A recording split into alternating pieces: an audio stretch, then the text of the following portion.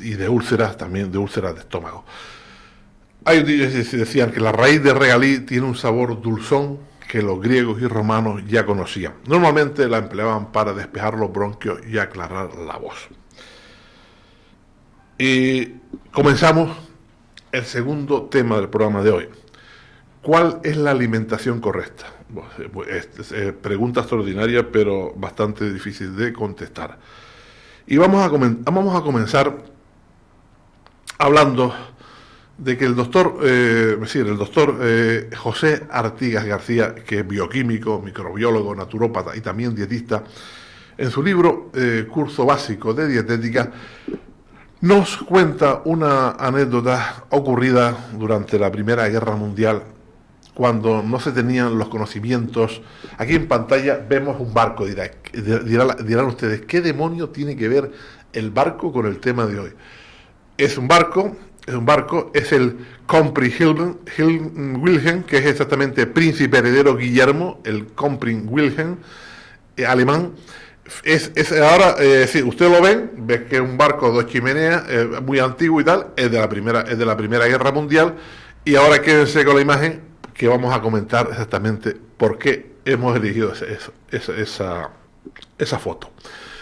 Esta anécdota ocurrió durante la Primera Guerra, cuando ya todavía no se tenían conocimientos sobre dietética o nutrición que hoy tenemos, la cual nos va, esta historia, esta anécdota que nos cuenta este naturópata, el doctor José Artigas, nos va a ilustrar un poco sobre la importancia de la dieta en la salud y nos dará una idea de cuáles han de ser las bases para la cual tenemos que apoyarnos para tener una alimentación lo más correcta posible.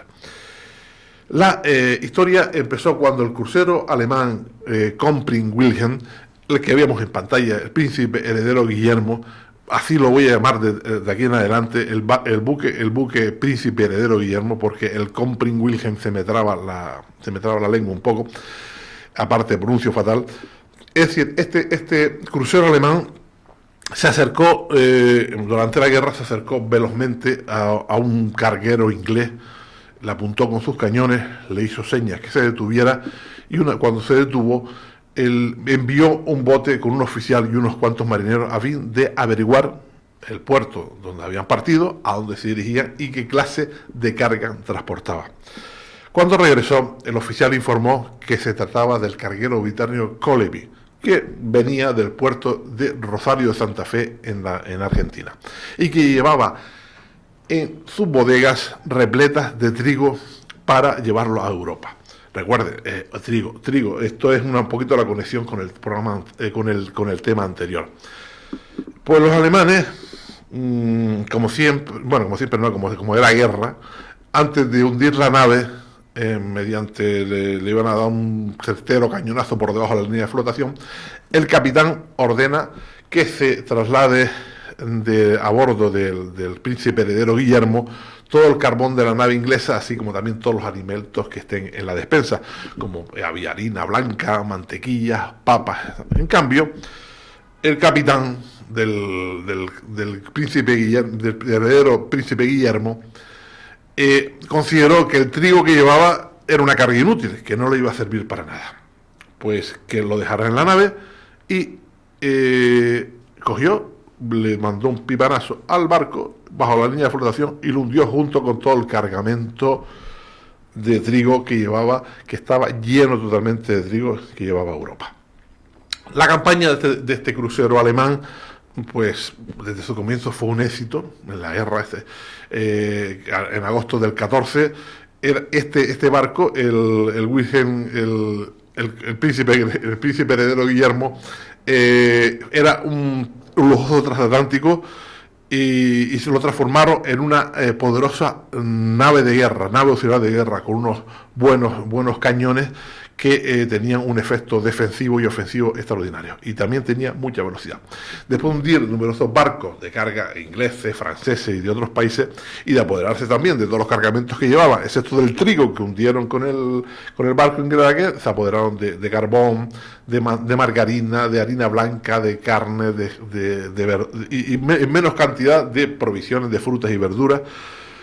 que así, basándose en esa rapiña que hacían de los distintos barcos que abordaban, pudieron estar 255 días sin tocar puerto alguno, es decir, no se dedicaban a pescar, sino se dedicaban a atacar a los barcos que veían, le robaban su contenido y así pudieron estar 255 días sin tocar puerto. Pero cuando la carne que habían cogido otros barcos empezó a escasear a bordo, tuvo la suerte entre comillas, se encontraron un barco inglés frigorífico cargado de la mejor carne de Argentina. Ustedes imagínense un barco que estaba 255 días por ahí por alta mar y que la carne que cada vez tenía menos carne. De buena primera parece un barco inglés cargado de carne argentina, hasta los topes, en las cámaras del barco. Entonces, pues la tripulación se pusieron morados. El ácido úrico les salía hasta por los ojos, debido a que no comían otra cosa. A pesar de ello, en enero de 1915, el médico del príncipe Guillermo, de este barco alemán, empezó a observar que los tripulantes del barco, la cara se le veía cada vez más pálida y que algunos incluso temblaban cuando se movían, hacían el menor esfuerzo, se ponían a temblar. Esto fue exactamente en enero, pues a finales de febrero algunos de los marineros empezaron a quejarse de que tenían los tobillos hinchados, de que sentían fuertes dolores en las piernas y otros tipos de sintomatología.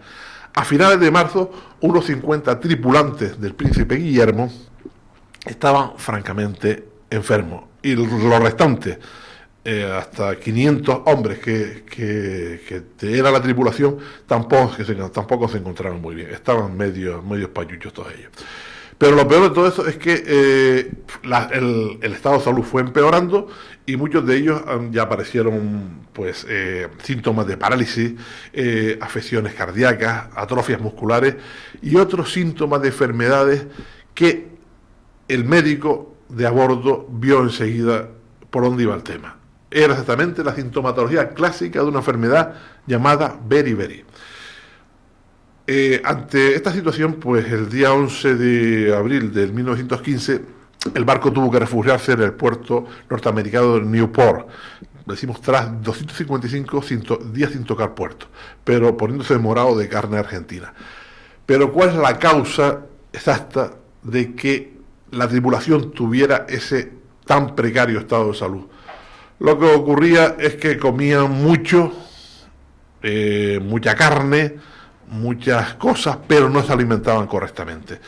Si hoy pudiéramos analizar un poco la composición de los alimentos que ingerían, veríamos seguramente que si bien su dieta era rica en calorías, en proteínas completas de alta calidad, en hidratos de carbono y también en grasa, en cambio, era pobre en vitaminas, especialmente sobre todo las del grupo B, importantísima para combatir lo que es este tipo de enfermedades, también en calcio y en fibra, ricas en grandes grasas, carbonos, hidratos, etcétera, y muy pobre en otras cosas muy importantes. Es interesante hacer constar aquí que los oficiales del barco pues no sufrieron tan fuertes los trastornos, un poco menos. ¿Por qué?